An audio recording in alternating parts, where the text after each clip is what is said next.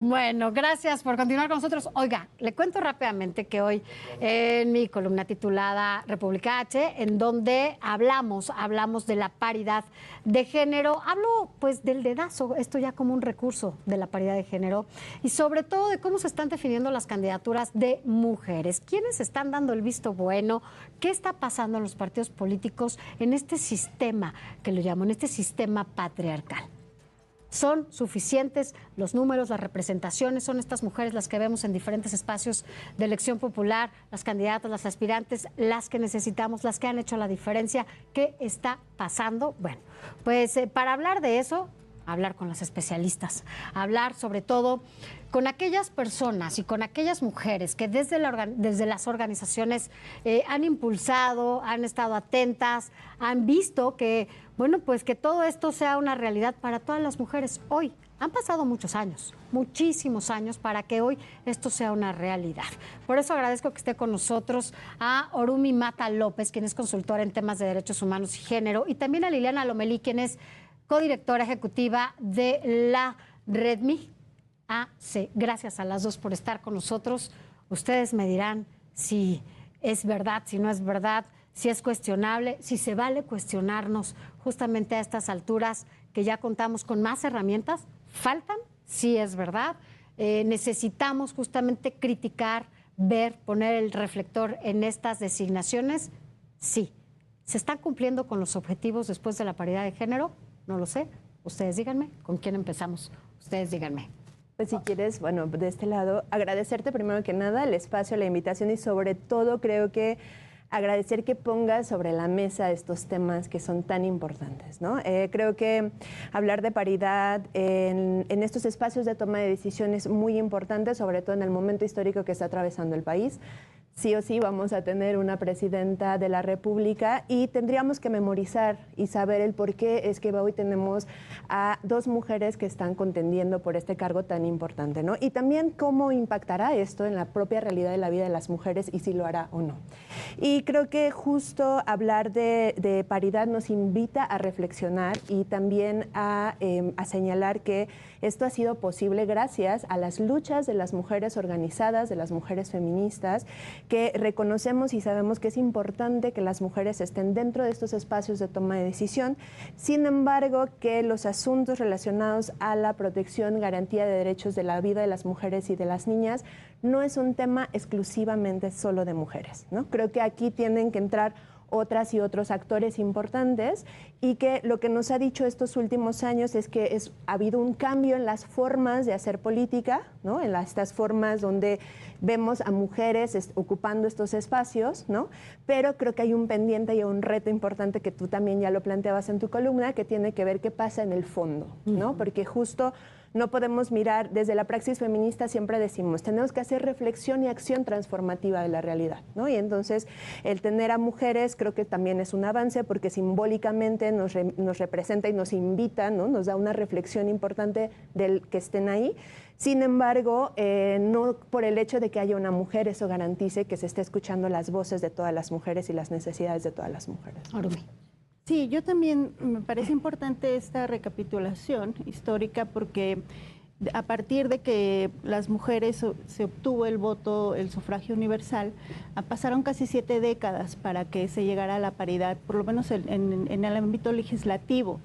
Entonces, fueron 7 décadas en las que se generaron cambios, como bien decían, impulsados por muchas organizaciones y forzando también a los partidos políticos, porque no fue una paridad que fuera espontánea, ¿no? O sea, se tuvo que obligar desde hace unos años a que gradualmente se postularan a más mujeres.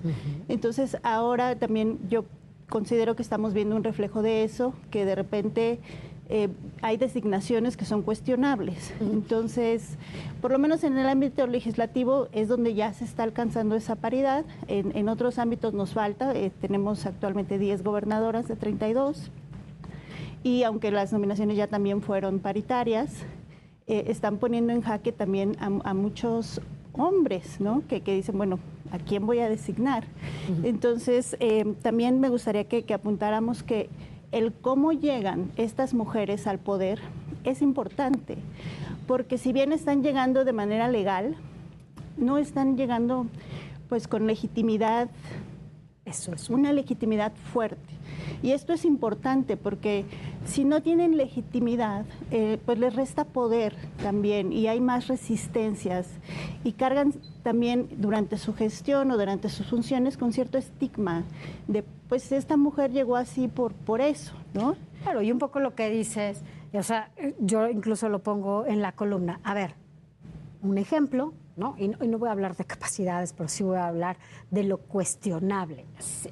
El gobernador de Nuevo León designa finalmente quién va a ser la candidata rumbo a la capital, ¿no?, de ese estado.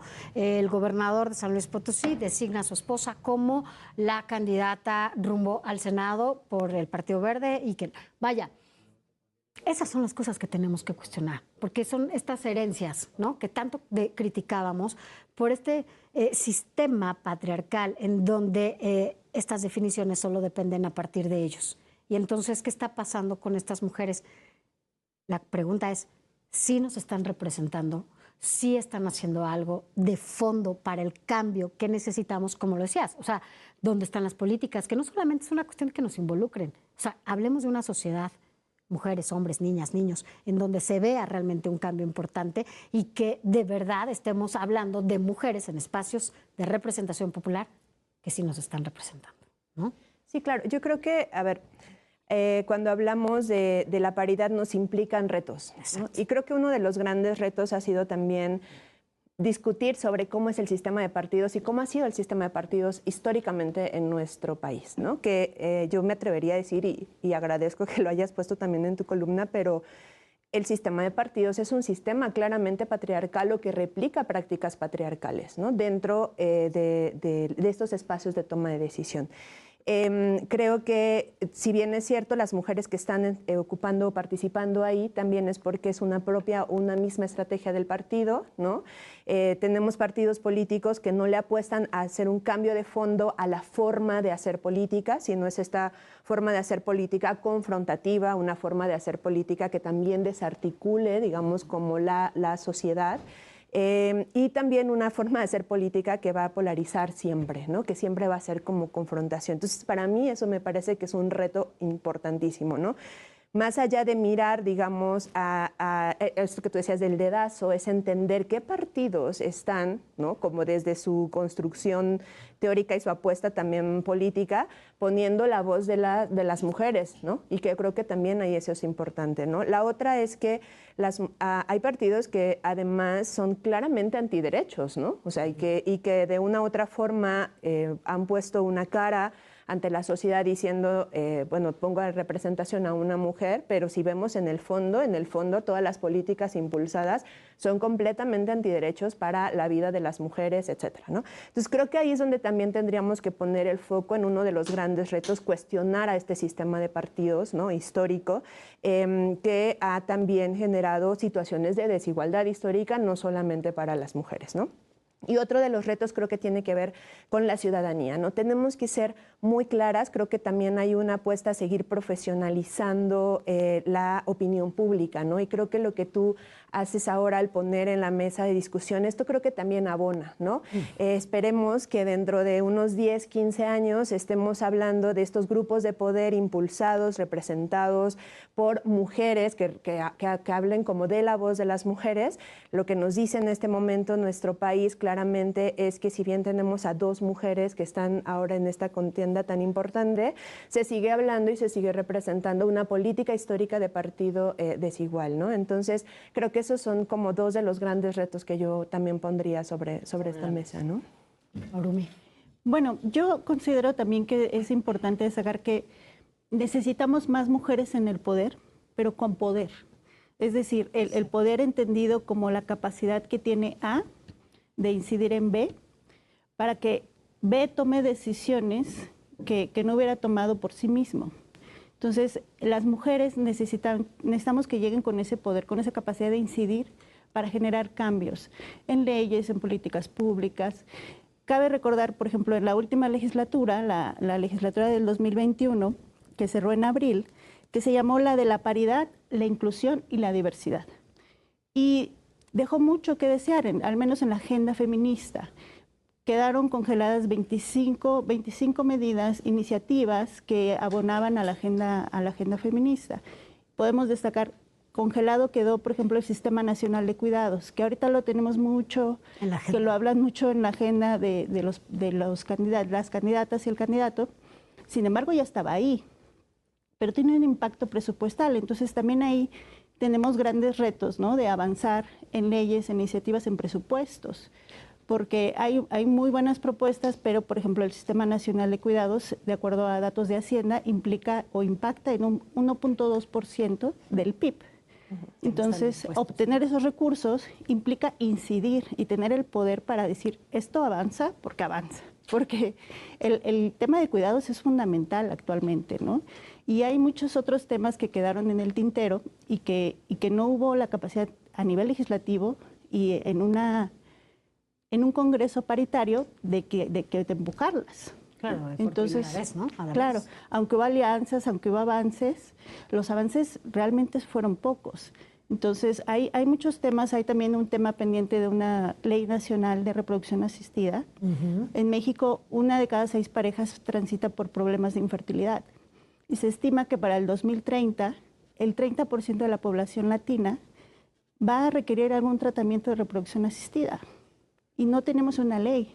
Entonces ahí se abre una veta también muy grande, ¿no? El tema de vientres de alquiler, ¿no? O sea, hay mujeres que están siendo explotadas en un marco donde no hay contratos. Entonces, no hay legalidad. No hay legalidad. Entonces, son retos mayúsculos que esperaríamos que las mujeres empiecen ya a impulsarlos, ¿no? Que no nada más necesitamos que estén ahí, sino que también empujen, pues, muchos temas de la agenda feminista. Claro, y además con esto, cuando yo hablaba de este dedazo, ¿no? Porque honestamente sí me genera mucho ruido el tema de que sean las parejas las que decidan quiénes van a estar. Porque hablamos también como de permanecer, de prolongar, de perpetuar ahí en el poder, ¿no? Claro. A partir de esta familia, o sea, pues es una familia, ¿no? En el poder que pues finalmente sigue viviendo del sistema. Claro, sí, bueno, y creo que vuelvo ahí un poco a retomar la crítica y el cuestionamiento al sistema de partidos, ¿no? Creo que antes se hacía, no necesariamente del esposo dando hacia la esposa, sino el hijo, ¿no? Como que también se vuelve ahí un asunto de intereses personales particulares. Pero replicamos, ¿no? Al final, estamos replicando lo que cuestionábamos, o sea, y creo que no hay manera de que las mujeres lleguen para seguir con esta masculinización del poder. Claro, un poco creo que el reto entonces, como decíamos, es ver dentro del mismo sistema, estructura de partido, ¿no?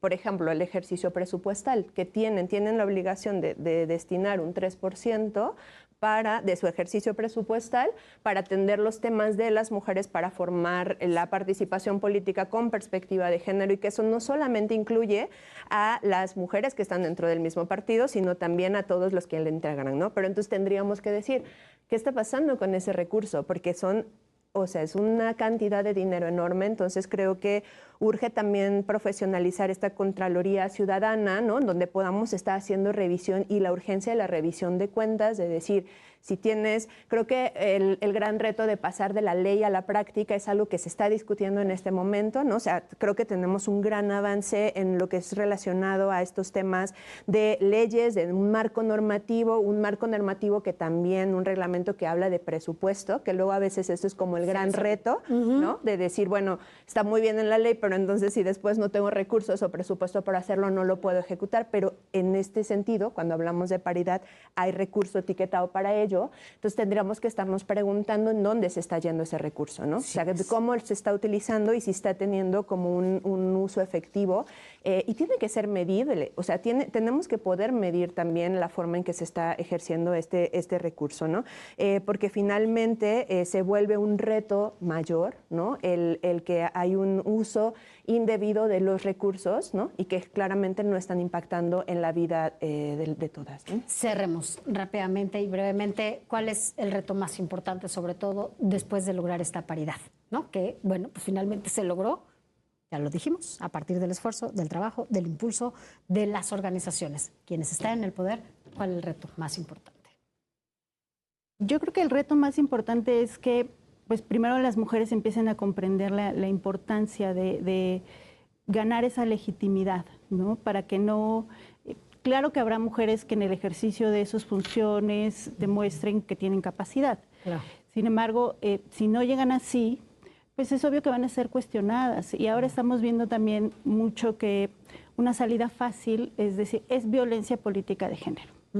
Sí, y es el recurso más... Hay que hablar de eso y hagamos otra mesa sobre eso, Sí, ¿no? claro. Sobre la violencia política de género, el acoso laboral, el acoso sexual. O sea, se están mal utilizando estas herramientas. Es que estás bajo escrutinio público. Claro. Y tú dependes de los impuestos de la gente y tienes una responsabilidad social sustantiva. Entonces, no es nada más que llegues ahí, no es nada más que vas a votar y desafortunadamente a veces lo que se te indica, ¿no? Entonces, sí, el reto es mayúsculo y tiene que haber, yo creo que también primero que las mujeres empiecen a entender que no se trata solo de llegar por llegar. Exacto, ese yo creo que es lo que tenemos que poner en la mesa y cuestionar para quien así lo ha hecho hasta hoy. Finalmente, tu conclusión y tu real. Yo diría que uno de los retos más importantes que tenemos es entender que el asunto de la vida y la protección de los derechos de las mujeres no es única y exclusivamente un asunto de mujeres, ¿no? Creo que nos ocupa a distintos sectores de la población. Nos toca a la sociedad civil hacer cabildeo, ¿no? Nos toca empezar a hablar, tocar las puertas a estas mujeres que están en estos espacios de toma de decisión. Nos surge hacer memoria, pero sobre todo creo que también nos surge repensar, vuelvo, ¿no? Yo voy a poner sobre la mesa a repensar estos sistemas y formas de hacer política partidista, ¿no? Que es violenta y que también es muy, muy misógina, ¿no? Pero que creo que también han habido grandes retos y grandes oportunidades para las mujeres que están en la periferia, por ejemplo, en estos espacios como fuera del centro del país, ¿no? Y que también ahí están haciendo por sus comunidades y me parece una cosa también ahí maravillosa. Hablemos de violencia. La siguiente mesa. Tema pendiente. Conste, ya estamos aquí. Gracias por haber estado con nosotros. Vámonos rápidamente a una pausa, no se vaya, seguimos con mucho más aquí en República H.